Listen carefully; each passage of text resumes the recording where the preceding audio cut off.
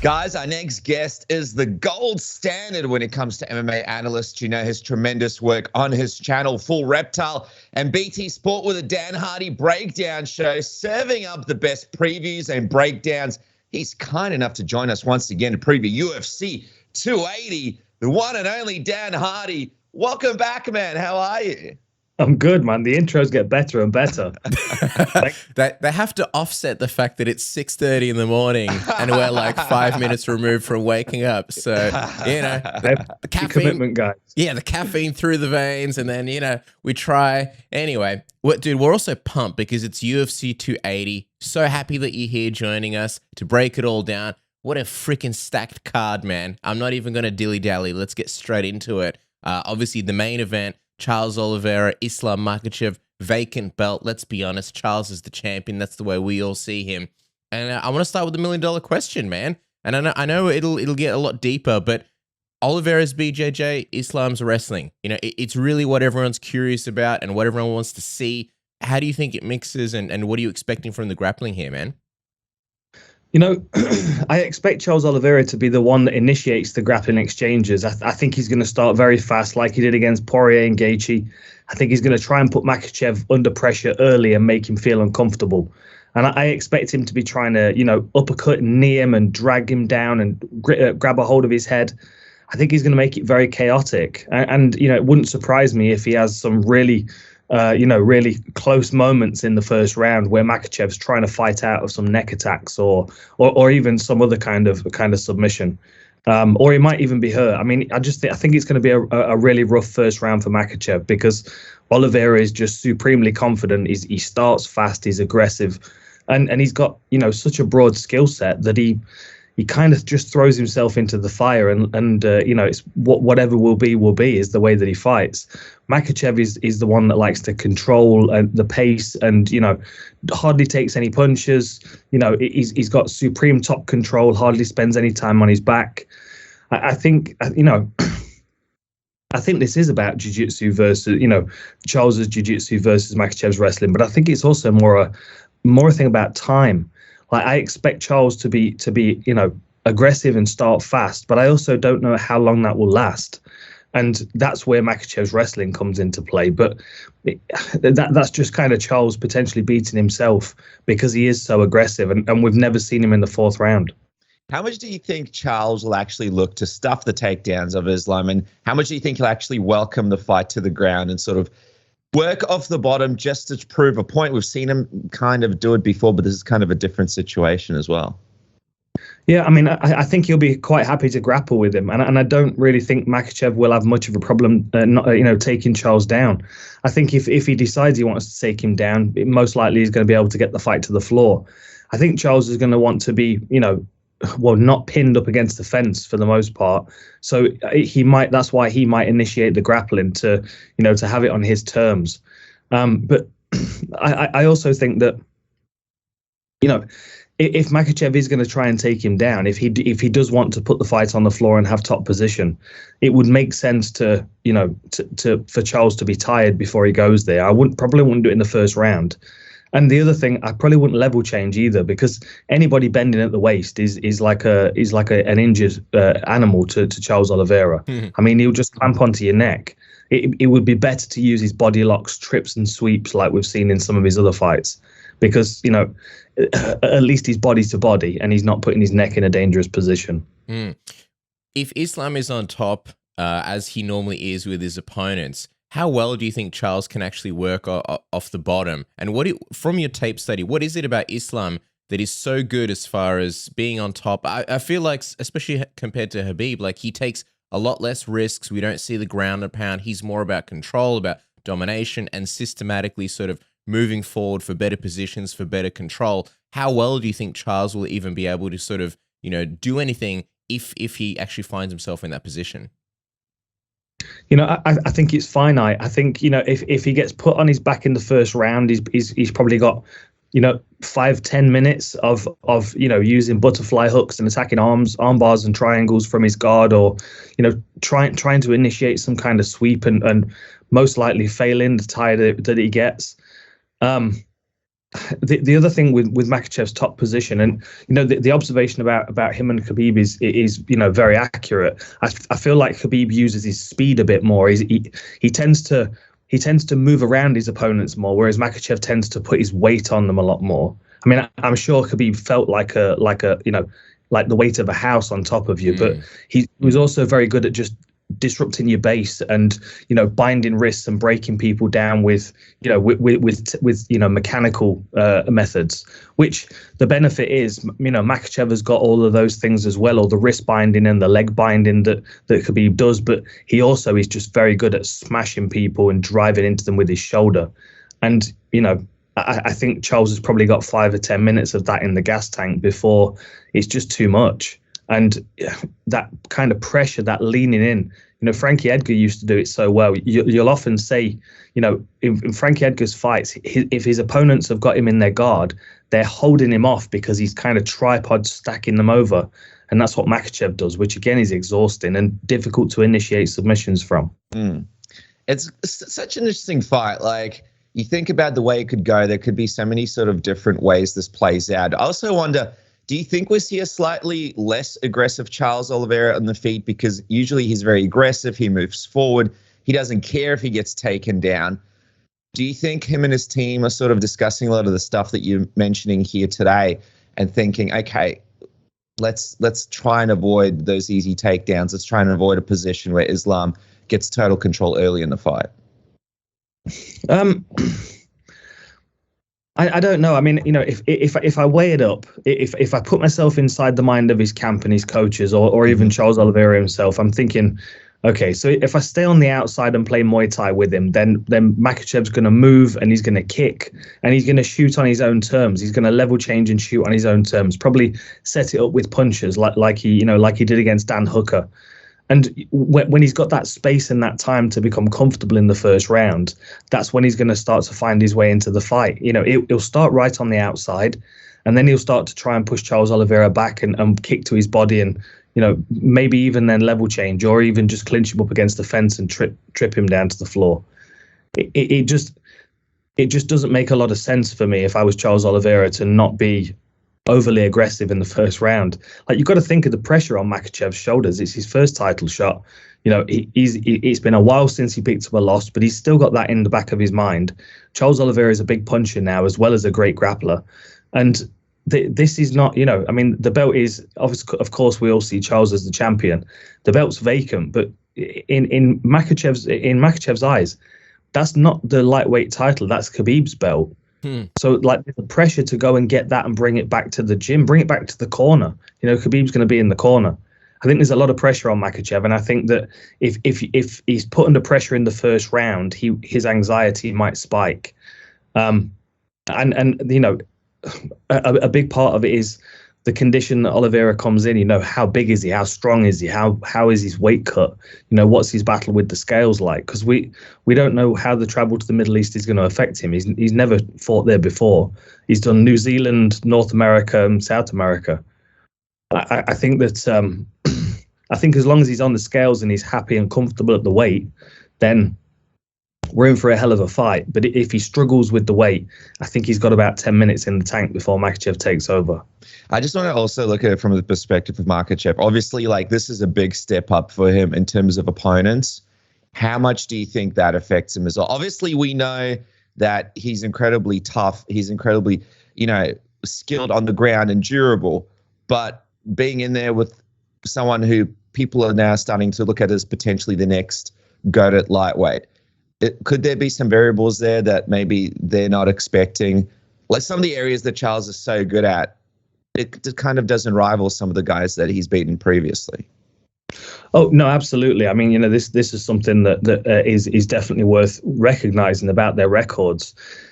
Charles Oliveira has been through an absolute gauntlet of fighters. His last 3 opponents have been real veterans of the game, guys that have got lots of experience, that have been close to titles in the UFC and champions outside of the UFC. He's got some really, really impressive wins. I just can't count Makhachev out because he's not had the opportunities, though. He's been treading in Khabib's shadow until he retired. Now Khabib's out of the way. There's no reason why the UFC can't accelerate Makhachev through the rankings and give him his opportunities. And we also have to remember, 33-8. Charles is 41 fights into his career, and Makhachev's 23 fights in. The opportunities for him are ahead of him. Because he hasn't had the fights against, the Gaethjes and Poiriers and Chandlers. It doesn't mean that he wouldn't beat them. We all know how tough Dan Hooker is. I mean, that his fight with Paul Felder was incredible. Like, he is an incredibly tough fight for anybody. Makhachev just took him down, dismantled him, and we knew it was going to happen. If it was going to end that way, it was kind of inevitable. That was why Hooker was kind of on the back foot and a little nervous of the level change. I just think we've not really seen the extent of Makhachev's game yet, and I can't underestimate his potential because he's not had his opportunities, if that makes sense. Yeah, for sure. I think one of the reasons why this fight is so highly anticipated, not only because I think it's kind of like because they feel like they're two of the best of the division. You got the guy that in a way is reigning in Charles Oliveira, who keeps defying the odds, and then you got the guy in Islam who people think, man, if this guy gets the belt, it's kind of game over for a lot of guys in the division. Do you think the winner of this fight can start to kind of maybe rival Khabib's legacy? Maybe not now, but even in the near future, a lightweight at least. Just because, people always point to the fact that Khabib could have maybe hung around a little bit longer, fought more top guys.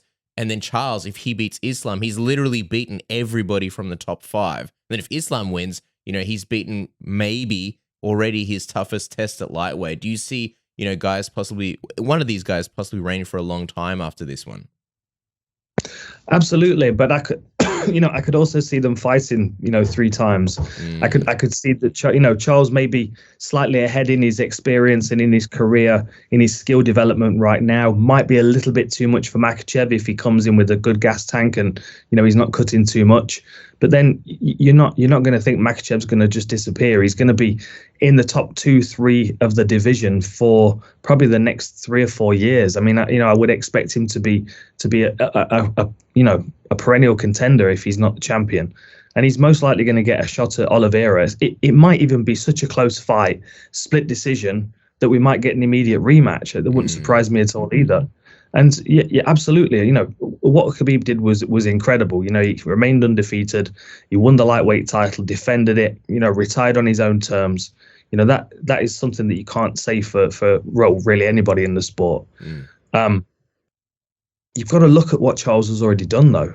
I don't mind losses on people's records. You look at Randy Couture's record and think he had 8 losses in the UFC. BJ Penn had 9 losses in the UFC. Like, being a martial artist is a journey. You've got to pick up these lessons along the way. Because sometimes people have these lessons before they arrive in the UFC. We've seen the loss of Khabib in his Sambo career, and it was absolutely devastating for him, and it changed him as a martial artist. I think if he'd have stuck around long enough, or maybe even if he'd have faced Tony Ferguson, he may have faced his first defeat in mixed martial arts, but it wouldn't have meant that we wouldn't have got an amazing trilogy out of him, and he would have most likely been the dominant champion at the end of the day anyway. I like a storied career. Like, Charles's storied career is a lot linked to his weight as well, which is why I keep circling back to the times when he struggled, the times when he's looked I don't want to say mentally weak, because people will be insulted by it, but the times when he's kind of checked out of the fight, like Cub Swanson. He took him down, he attacked him, he didn't get his submission, tried to take him down again, he couldn't, and then Cub hit him hard. I don't think he was like out though, like he wasn't asleep, unconscious. He was halfway out the fight already, hurt to the body, just didn't want to be in there. And I think that everybody's got that quality in them if they get tired enough. And we just don't see it again, with a lot of these high level guys, because their conditioning's so amazing.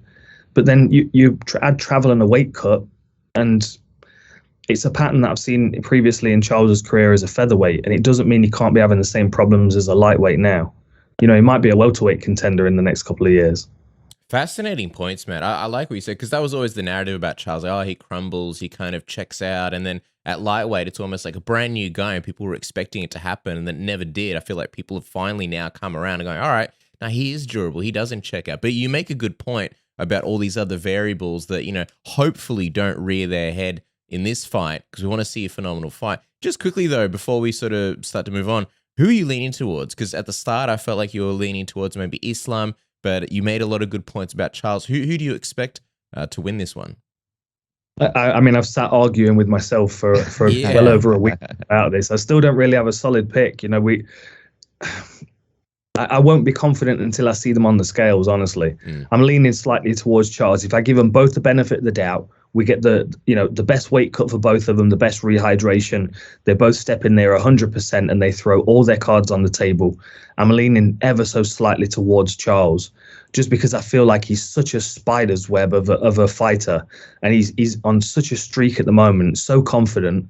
You know, he's vibing right now. And I feel like there's a lot of pressure for Makhachev coming in here, not only because it's his first title shot, but because it's Khabib's old belt.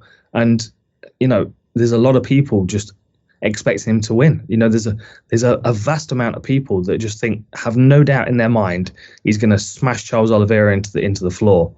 But you can't make the mistake of thinking that Makhachev doesn't look at Oliveira and think he is a handful of a fighter. My goodness, I'm gonna have to be supremely prepared for this guy because he is the best fighter I've ever faced, and that's the reality for both of them. Perhaps, you know, we'll see about Makhachev from Oliveira's perspective, but certainly from Makhachev's perspective, this is the best opponent he's ever faced, and there's got to be questions and pressure in his mind, and that's one of the reasons why I'm leaning slightly in the direction of Charles Oliveira, but I also expect to be breaking down, Oliveira Makhachev too at some point, and one of them will be defending the belt.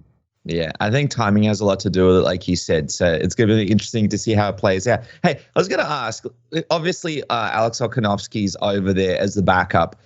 Do you think that we see potentially any shenanigans on weigh-in? I know that you mentioned that you want to see what Charles looks like at the weigh-in. A lot of people are kind of like, well, you know, Alex is there and that's fun, but they kind of believe that this main event will probably 99% go ahead. Do you think there could be a bit of a chance that he actually slots in here? Or do you think weigh-ins should go pretty smoothly over there? I expect the fight to go ahead regardless. You know, even if one of them, I mean, you know, and when I say that, I would obviously presume that it would be Charles that would be overweight if one of them is. I still think the fight will go ahead. You know, I think the belt would be available to Makhachev because he'll make weight. And I think Charles, you know, it wouldn't surprise me if he comes in, you know, 155.8 or something like that. And he just looks so drawn out and he can't get any more weight off.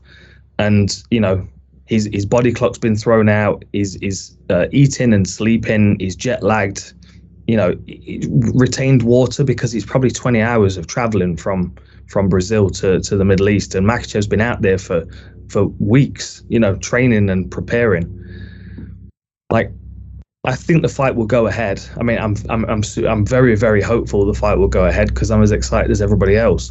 But I think what the UFC have done very cleverly is they've just teed up Volkanovski as the next contender, regardless. Like, he's there ready. You know, they did the same thing with Gaethje, if you remember. It's a smart thing to do. Chandler, wasn't it? You just bring them in as a backup and you put them right in the picture. So now everybody knows that Volkanovski is the next contender, unless we don't get a real clear outcome, a dominant finish, and then I think he's going to be waiting until the rematch has happened. I want to quickly get your thoughts on sort of Volkanovski's chance if he slots in there. But before I do, what do you think of the perspective of Islam or Charles having to fight Volkanovski? Because this is a guy that is incredibly difficult. Obviously, one of the best featherweights, if not the best featherweight of all time, coming up to lightweight. So many variables for them to have to fight him last minute, considering how many dangerous things he brings to his fights and the mentality that he comes in there with, not to mention the fact that what does a 155 Volkanovski look like when he's not cutting that weight? I mean, I think he looks powerful. I think he's got gas tank for 5 rounds without question. I think, you know, he's a handful for both of them, isn't he? Ultimately, I think probably he fits in better with Makhachev's skill set. You know, the way that he moves, the frenetic pace that he keeps, his in and out movement, switching stance. It might just be a little bit too much for Makhachev to deal with at range, and he might be throwing kicks that are missing. And then I think Volkanovski's probably got good enough scrambling to be able to, you know, at least make it difficult for Makhachev to get the fight to the floor. And then, you know, it's pressure and pace from Volkanovski over 5 rounds, which is probably not what Makhachev is expecting from Charles.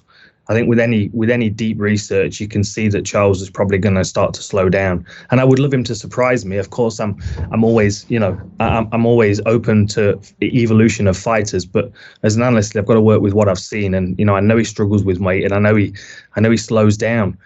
As far as Volkanovski with Oliveira, I mean, a fascinating matchup. He could be just as problematic for Oliveira, but I do feel like Oliveira's skills are slightly more dangerous for Volkanovski, especially because he's quite happy to pressure through strikes. And I don't know as Volkanovski's, he might be able to drop him, but I don't know if he'd be able to put him out. I mean, I might be proven wrong with him as a 155er, but I expect Charles Oliveira to be able to at some point tangle him up, get his neck, knee him in the guts, knee him in the face, hit him with something unpleasant up the center, and probably break his posture into a neck attack. I mean, we saw Brian Ortega nearly catch him with that, and I think if anybody else can catch him with a neck attack, it's going to be Charles Oliveira. He's an interesting problem for both of them, but I'm not ready to see that fight just yet. Mm-hmm. I hope we see it at UFC Perth. That would definitely tickle my pickle. Awesome. I mean, you got the choice of like, does he do another defense at featherweight, or do we get the big super fight at lightweight? That's what I want to see. That's what I want to. Well, I'm not spending money on tickets. We'll be there, but that's what I want to see. Just quickly before we talk Aljo versus TJ, spooky season is around the corner with Halloween. Everyone's getting ready to trick or treat, and you got to look after your downstairs treat so you can whip it out and take people to the candy shop. But don't turn trimming your junk into a Freddy Krueger film. You don't need blood everywhere. Manscaped's got you covered with the Lawnmower 4.0 with the ceramic blade, so you never have to worry about nicking the boys downstairs ever again. I'm talking trick or trim this Halloween season, so you can look fantastic in your costume. And the Performance Package 4.0 will help you unlock your potential, your confidence, and getting all sorts of candy this Halloween season. The Performance Package 4.0 comes with the Lawnmower 4.0 trimmer, the Weed Whacker ear and nose hair trimmer, the Ultra Premium body wash, the Ultra Premium 2-in-1 shampoo and conditioner, the Ultra Premium deodorant, Crop Preserver anti-chafing ball deodorant, Crop Reviver ball spray toner, so you're always smelling fantastic. And the free gifts are the boxes and shed travel bag. And I know that I'm well overdue to shave my face and trim the beard, but it makes an excellent beard trimmer as well. And usually I just use it on my head as well. So head, face, balls, that's my shower order, and it can be yours, so you can be the best version of yourself. Isn't that right, Dennis? That's right, man. And 20% off with the code word submission plus free shipping. Now jump on it today and avoid those nasty tricks downtown, thanks to Manscaped. Also, what about this, guys? Huge fight card coming up, and there's so much opportunities to make serious cash with our friends at MyBookie. You guys can get 100% match deposit. That's right, 100% match deposit using the code word submission. You can claim your deposit bonus dollar for dollar all the way up to $1,000. And just quickly, I mean, by the way, dollar for dollar, match deposit. What else could you want? Look at these odds as well. You got Sean O'Malley versus Petr Yan. This fight keeps changing for us at time of recording right now. It's plus 219 for Sean, and it's minus 294 for Petr Yan. Of course, you got TJ Dillashaw versus Aljamain Sterling. Who are you going to pick in that one? TJ plus 140, Aljo minus 181. Or the big main event. So many questions, so many things to be answered.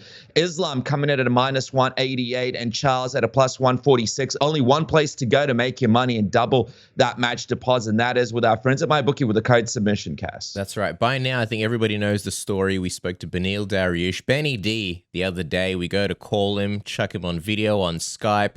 No video, no Skype, doesn't work. Why is that? Works with everybody else. Turns out it's because in Abu Dhabi, there's some kind of geo-blocking. They don't allow Skype.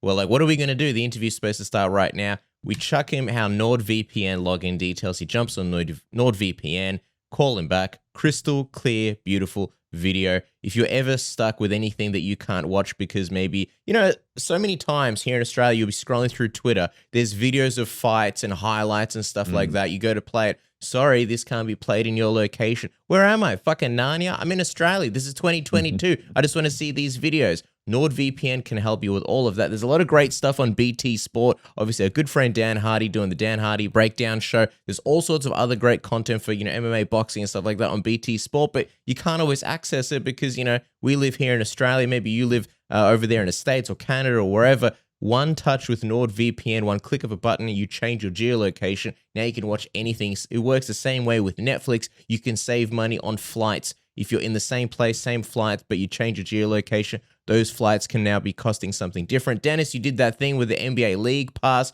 You tricked your computer into thinking that you're in like the Philippines or Indonesia, nice and cheap. It works with a whole bunch of things. Also, it protects you from having your data stolen because your internet service provider and anybody else can no longer see any of the websites or things you're doing with the VPN. Also, no buffering, no speed throttling, so you can stream all that 4K hentai in crystal clear HD video. Isn't that right, Dennis? That's right, man. The benefits are endless. The opportunity is here because all Submission Radio listeners get a huge discount off their NordVPN plan plus 4 months for free. That's right, 4 months for free if you go to nordvpn.com/submission or click in the link below in the description of this video. Jump on today and it's completely risk-free with Nord's 30-day money-back guarantee. Best app in the business. What are you doing? Sign up right now and try it today, Cass. Fantastic apps. All right. We're also going to talk about, obviously, Aljo versus TJ for the bantamweight belt, which feels like a big fight for the division.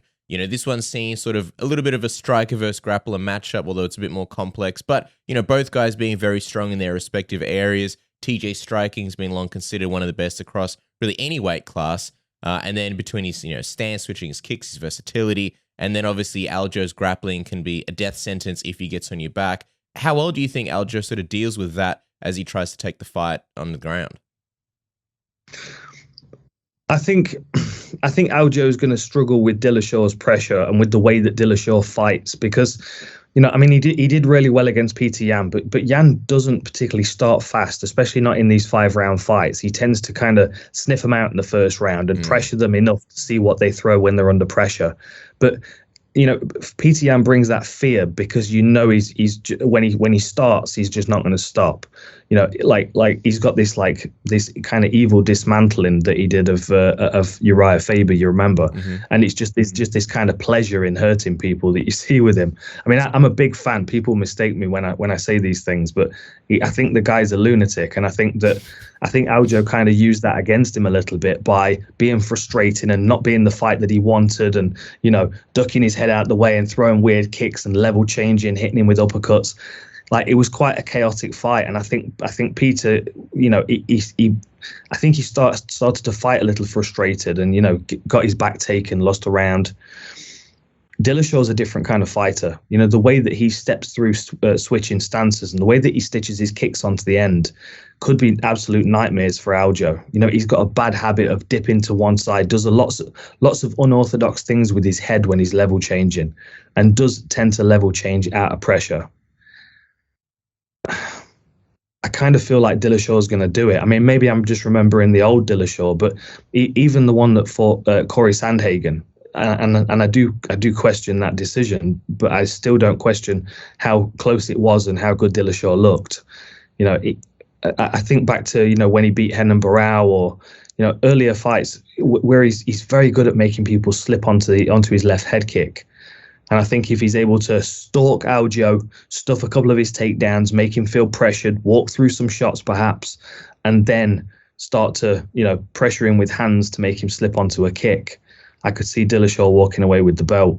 And the reason this is exciting as well is because it kind of breaks that, that Aljo, Petr Yan kind of, back and forth that we've got. It would be nice to have somebody else in the mix. And Dillashaw against Petr Yan, they both occupy the same space. Whereas Dillashaw against Aljo, Dillashaw moves forward and Aljo moves laterally. It's, they fit together much better. There's more of a clash against Petr Yan for Dillashaw, I think. I think this one also feels like Dillashaw's last chance for the title, right? He's 36 years old, multiple-time world champion. He's got business outside of the sport. He really doesn't need to be doing this, which is great. I love seeing fighters in that position. But are you also somewhat prepared? Because we're all Dillashaw fans, right? He's got such a great fighting style. But are you somewhat prepared that, man, he might look like a different guy coming in here, especially at such a lighter weight class where speed and reflexes are so important, and now him being a bit of an older guy, are you expecting that, man, this also could be a bit of a passing of the torch where Aldo really shows that, he isn't that old Dillashaw? And coming back from the knee injury as well. Yeah. Yeah. I mean, absolutely, it could be. We don't know. We don't know where Dillashaw's at physically. Of course, he was out for 2 years with his suspension, and he could have used that time really well and healed up and rested his body, because he had some wars, before before he was suspended.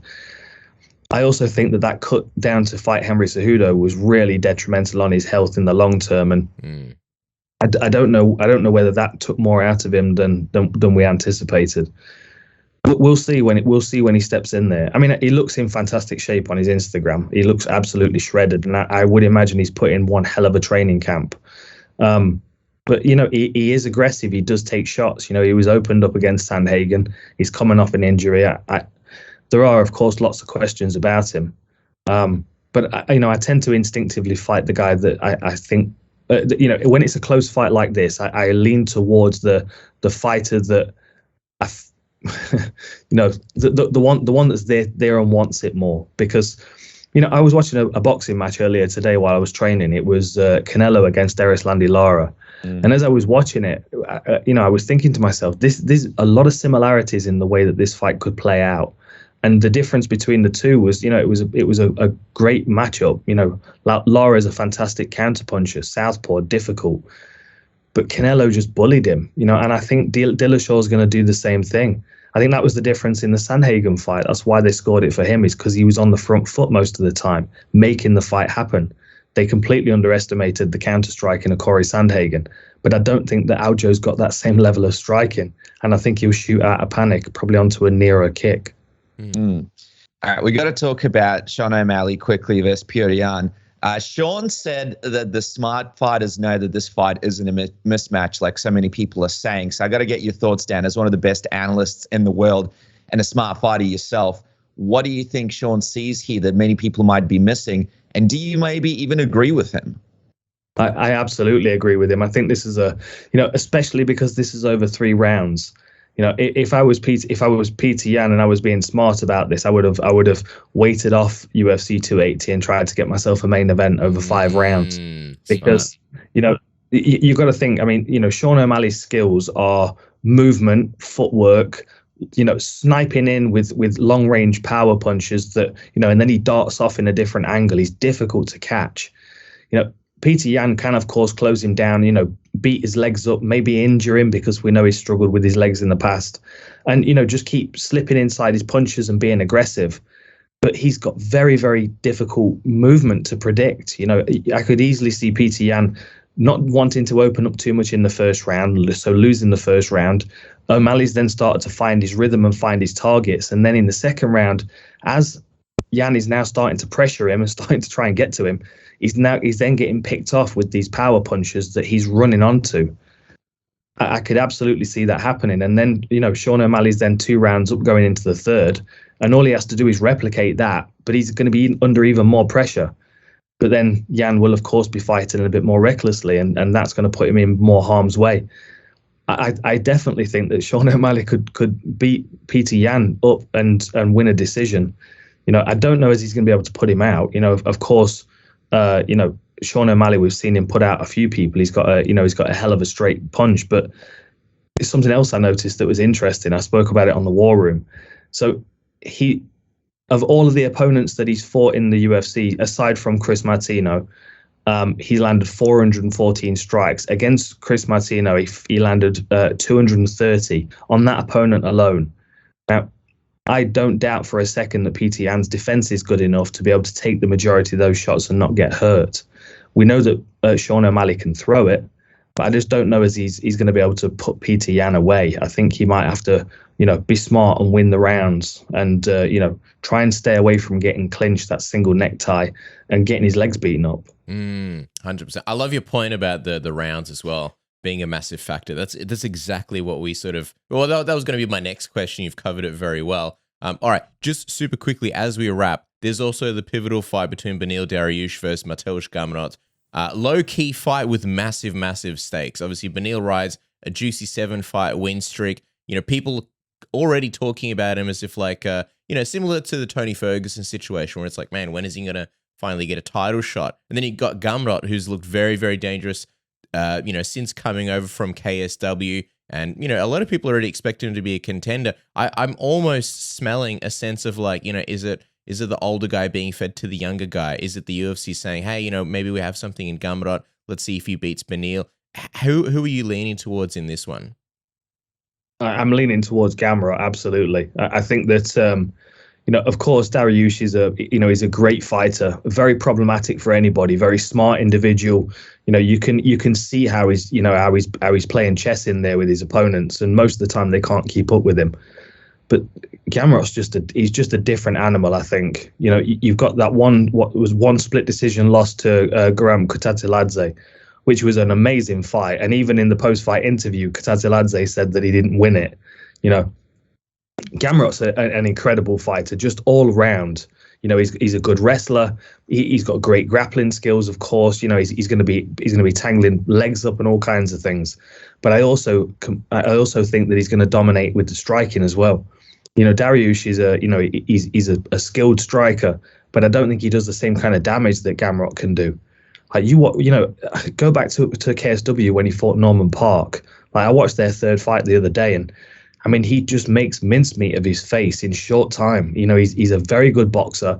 He finds shots up the center line, and I think he's going to be able to get Dariush to duck onto those things. And I think his overall game is more than adequate to compete with Dariush everywhere. I kind of feel bad for him, to be honest, because initially Dariush was told that he was the alternate for the main event. Then he'd found out that he wasn't. Now he's got to fight a guy that's ranked 3, 4, 5 places below him. Yeah, who's most likely going to take his place in the rankings. So we're probably going to see Gamrot up in the top 5 very soon. The guy's really good. I'm excited for this opportunity for him, but I do feel a bit sorry for Beneil. Yeah, he was on the show earlier this week, and he was talking about, he had such a positive mindset for that situation, and it was so inspiring to see him overcome the broken leg, coming back, and then dealing with this crappy situation in such a positive way. There's really only one Beneil Dariush. I really hope the fans are able to sort of check out his fight and get behind him a little bit more, because the guy's really had a great career in the UFC. But guys, for now, follow Dan Hardy at Dan Hardy MMA. Of course, the full Reptile stuff is amazing. Look at that hoodie that he's wearing right there. That is one sexy, sexy hoodie. That isn't his nipple. That is the full Reptile logo right there. And then, of course, the Dan Hardy Breakdown Show on BT Sport, one of the best breakdown shows in the business, The War Room, his book, Full Reptile, and his boxing match against Diego Sanchez on November 12th, which is 13th in Australia. We will actually get Dan a little on closer to the fight because there's a lot to discuss. Obviously, he's training for that, so make sure to follow him to see all of the latest updates. Dan, thank you so much, man. I can't wait to see how the fights play out. Definitely one of the craziest sort of pay-per-views we've had in quite some time. So many variables. Really appreciate you shedding some light on the fights. No worries, guys. Always good talking to you. It's going to be one hell of a weekend of fights, so I hope you enjoy it as much as I will, and I will speak to you again very soon.